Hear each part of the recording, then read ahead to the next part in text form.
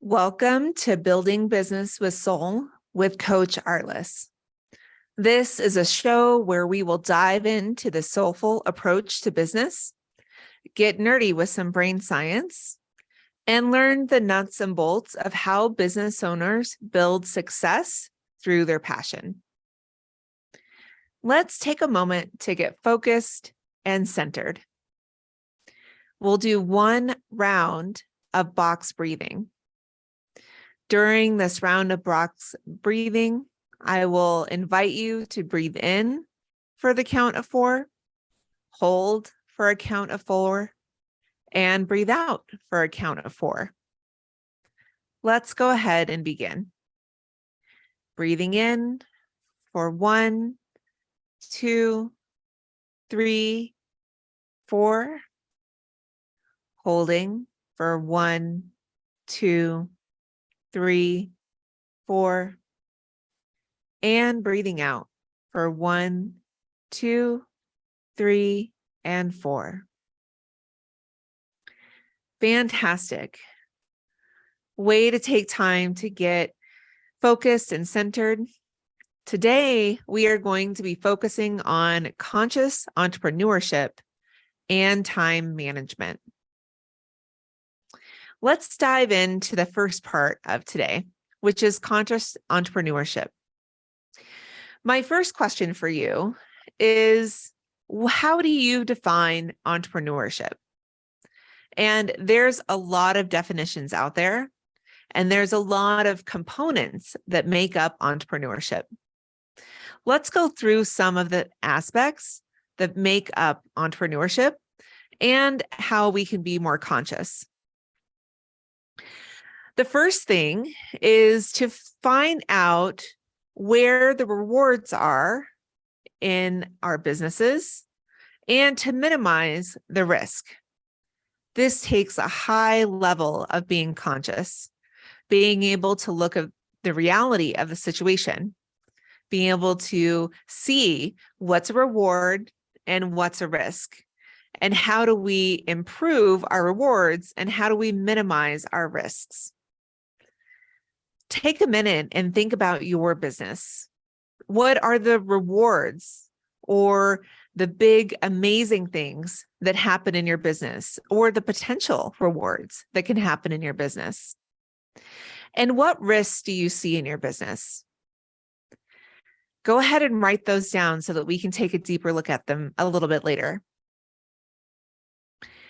The next part of entrepreneurship is the pursuit of opportunity, and this pursuit possibly beyond the resources that are currently controlled. So what are resources that we have in our business? They can be financial, so actual money in the bank, or financial support that we have in different ways in our business.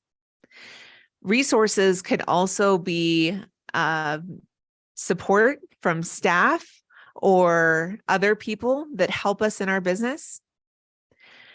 Resources could be an app that we use or software that we use. It can be tools that we use in our business. What are the resources that you have in your business right now? And what opportunities are you pursuing in your business right now? Are these opportunities that you're pursuing being limited by the resources that you currently have? And if you had resources beyond what you currently control, would the opportunities in your business look different? And would you pursue those opportunities if given the chance? These are really important questions to be asking yourself, and it's really a conscious look at how you're stepping into entrepreneurship. I invite you to make that list of your resources so that you can see maybe where you have abundance in resources, or maybe where you could be increasing your resources in an area. And then look at the correlation between your resources and your opportunities, and how your opportunities might change if your resources were increased. The next area I want you to look at is looking at creating opportunities and offering and capturing customer value and applying your resources. So what do I mean by customer value? Well, there's lots of value that we can give to our customers, and it's most likely that you have lots of things of value to share with your customers or clients that you haven't even considered. You may have created a worksheet at one time for a workshop that you have provided. That worksheet can be of high value to your customers or clients, and you don't have to reinvent the wheel. Maybe you offer a workshop each month, but you aren't letting your customers and clients know that it's there. Well, it's time to get them in the loop and to let them know that they can come and get more time with you. There's also ways to create value for your clients that is new, but doesn't take a lot of time and effort. So how can you create more opportunities to give this value to your clients? Well, one, you have to make a list of all the different ways that you can give value, whether that's in resources like worksheets or short book titles or ebooks or diagrams or things like that, or it's in your time, such as workshops or videos or things that you can put up on YouTube. Once you have that list, then you can think about ways that you can make those opportunities available to your clients and customers. And I also want you to think about what resources that you might have that can be used to create more value for your clients and customers, and maybe you're just not taking advantage of it yet. One of the most important things that we do as entrepreneurs is executing and managing successfully and managing our stress successfully. So in what areas are you executing and managing your business successfully, where you feel like you've really got it down and you're using your resources to the fullest extent and you have the support that you need? Maybe it's with your social media and you love doing your social media. Maybe you have a virtual assistant helping you with your social media, and the flow of your social media feels easy to do and you enjoy doing it. And then maybe there's an area of your business that you feel like things aren't going as easily as they could. Maybe you need additional resources or additional support. Maybe you need help executing or managing that area of your business, or you need to step up your skill set in order to execute and manage that area of your business. An example of this may be managing your schedule. And we're going to talk about how to successfully manage your schedule a little bit later on. That's something that I see entrepreneurs struggling with all the time. It's very common. And when we get to the place where we are practicing conscious entrepreneurship and we are really managing our schedule, it can reduce our stress significantly, and it can really allow us to step forward into our business in a more successful way. I also want you to think about being forward thinking and focusing on forward thinking and thinking outside of the box, even being willing to change direction. Now, all of us thought about and considered pivots in the year 2020. That was a year that drastically changed the way that most people do business. And it probably changed how you do business too.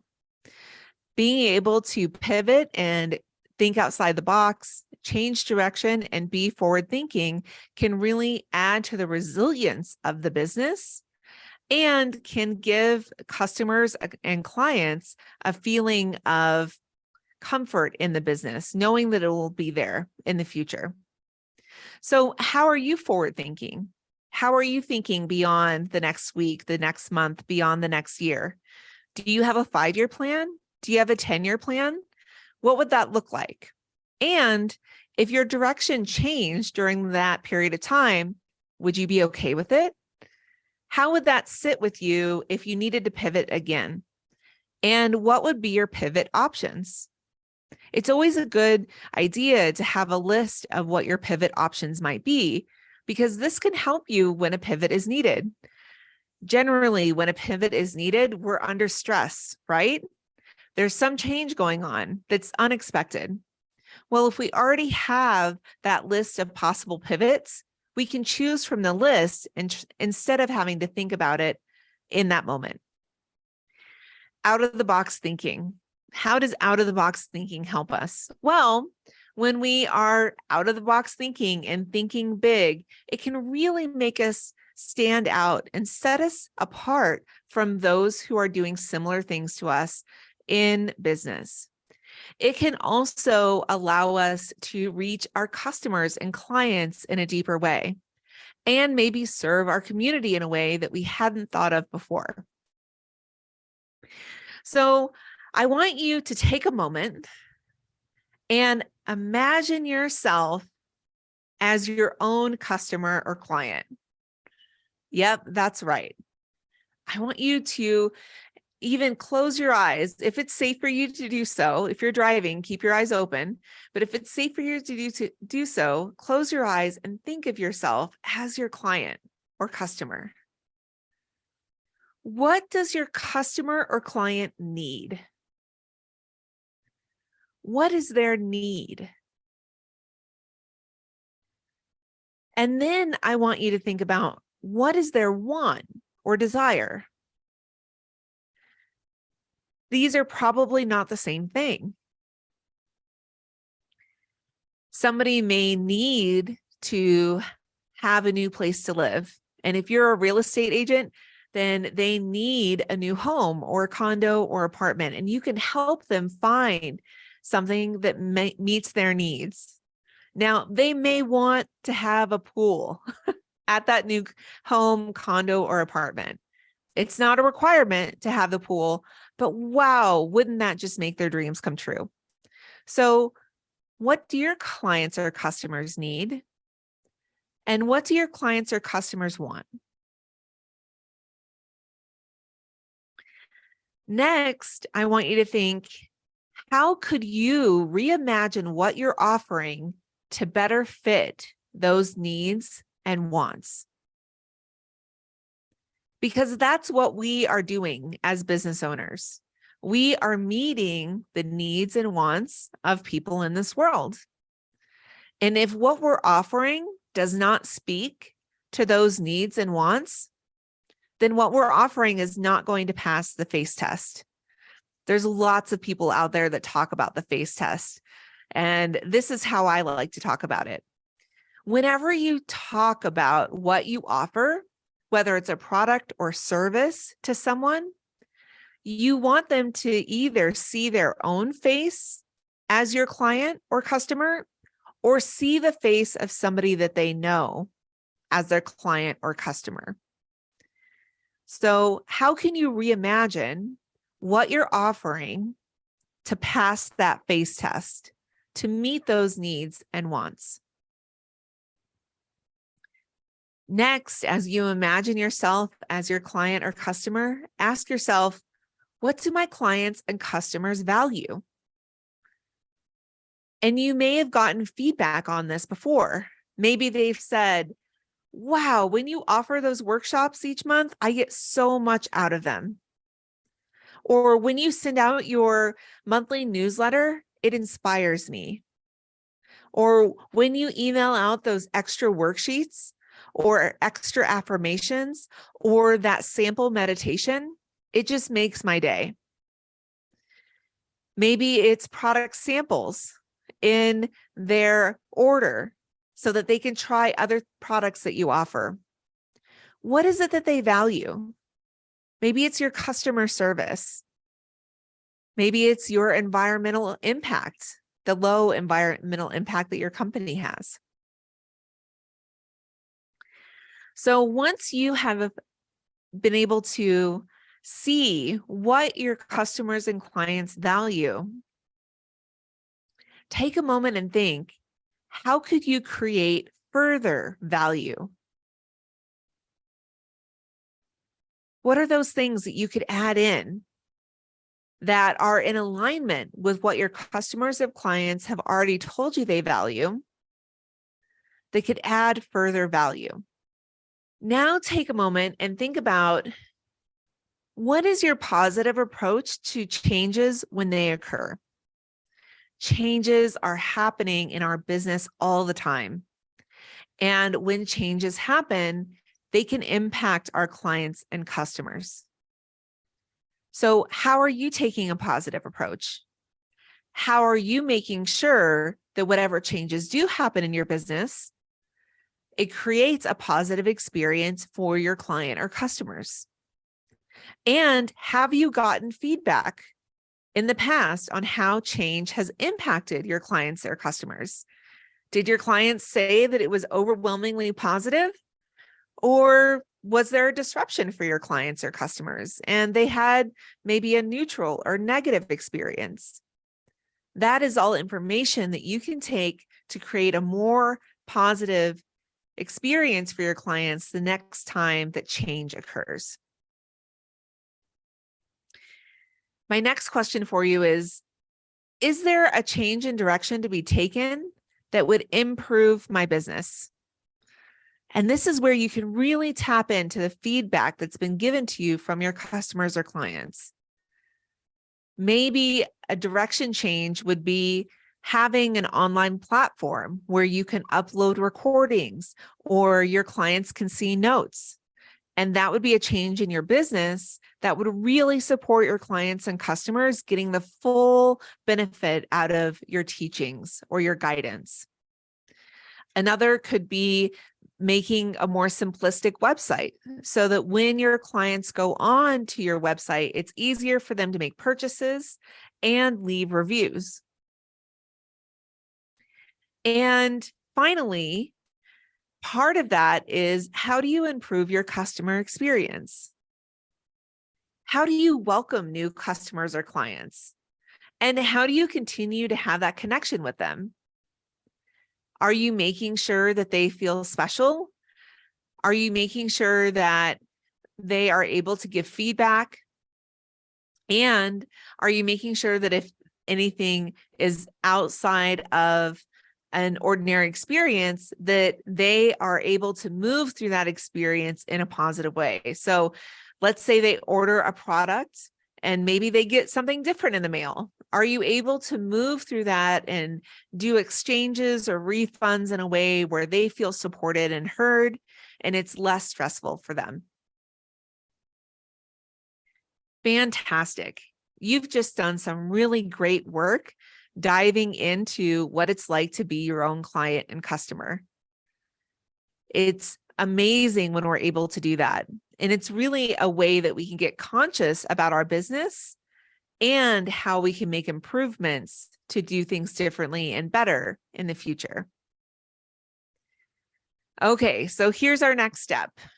Let's take a moment and reimagine what you are doing and what you're offering. So, how do your particular circumstances give opportunity for growth? Well, in order to see that, you have to dive into what your particular circumstances are. Maybe it's determined by your location. You're in a big city or you're in a small rural town. Maybe your product or service is something that you can offer online, or maybe it's something that you have to offer in person. Maybe you're a part of a large networking group, or maybe you don't have a networking group that you're a part of at all. What are the different particulars of your circumstances that give specific opportunities for growth? And how can you move into that growth in a way that supports you? One of the things that you should be looking at to look at growth opportunities are, what are your weaknesses and what are your strengths? And I'm going to say something that's a little bit controversial. Weaknesses are strengths and strengths are weaknesses. And what do I mean by that? Well, weaknesses are strengths because that's an area that you can improve on. It's an area that you can grow in. If you have a weakness around a specific offering or product or service, then if you improve on that, that's an area where you may see growth in revenue in your business. How are strengths weaknesses? Well, when we're really strong in something, sometimes we get a little bit complacent. We stop looking at ways that we can grow in that area. And we think, oh, this is good enough. Or maybe we think this is amazing, but we forget to think, and it could be even better. Now, this is from a non-judgmental place. We're not saying that you have given up in any way or that it's negative. We're just saying that, hey, we can think a little bit outside the box and we can look at how we can improve our strengths even more. So my next question is, how can you outdo you? What would that look like? Think of all the things that you've accomplished in your business. Think of all of the ways that you've shown up in your business. Is there a way that you can outdo yourself in a loving and gentle manner? Not in the hustle and bustle and pushing, but in a loving way. How could you better utilize your time or take better care of yourself so you can be more present in your business? And what is most important to you? There are aspects of your business that I'm sure are more important to you than others. It's important to identify those. And are there parts of yourself that you're sacrificing in order to do your business? And how can you change that? I imagine a world full of entrepreneurs that are fully expressing themselves and living their passion and not sacrificing a part of themselves in order to be successful in business. How can you step into your full expression and not sacrifice a part of yourself as well? Okay, now let's shape a new paradigm for our future. We are stepping into conscious entrepreneurship. So let's look at how we can serve our local community and how we can look at the data of our business and analyze it and see what changes need to be made. Is there a world in which we could potentially reach everyone? What would that look like in your business if you could reach everyone? And what would you want to be sharing, either service or product-wise, if everyone could choose to participate? Complacency is the enemy of embracing change. So be a big thinker and think outside the box. Be okay with experimenting with what might exist when you take that next big leap with your company. It's important to really think outside the box and think about how you might expand in ways that it may not be available to you right now, but it could be sooner than you think. Let's deepen our look at being a conscious entrepreneur through the use of time management. Time management is critically important to being conscious in our business. And you are the only one that's in control of your time. It's important that we consciously schedule our time. And we set aside time to make a plan and work inside of our business, not just on our business. So there are so many resources that can help us to succeed in time management. And I invite you to keep things really simple and to stick to the schedule that you make. So let's start by looking at, what is your ideal workday? What are parts of your workday that are required? And what are parts of your workday that you want to be part of your workday, but maybe they haven't made it into your schedule yet? When do you want to start work? When do you want to end work? How many breaks do you want to take during your workday so that you can restore your physical comfort with water and food and a little bit of downtime? Go ahead and take a moment to sketch that out for yourself. I personally start my workday most days at 8 a.m. and I finish my workdays most days at 3 p.m. And this is something I like to hold true to most of the time because it really supports me. And being able to have enough downtime off in my evenings to be ready to go the next day. Next, I want you to look at what is your ideal day off? What do you normally do on your days off? And what do you desire to be doing on your days off? I live on the big island of Hawaii, so going to the beach is a big priority for me on my days off. Getting in the sun and feeling the ocean is huge for me resetting to be able to start the next work week. What is it for you? Maybe you like to go to the park, or maybe you like to hang out with friends. Whatever that is, write down those things that you like to do in your workday and on your days off. Now let's get it scheduled. And I mean scheduling everything. Okay, so I want you to schedule all of the time that you're going to be working in your business, and I want you to be very specific.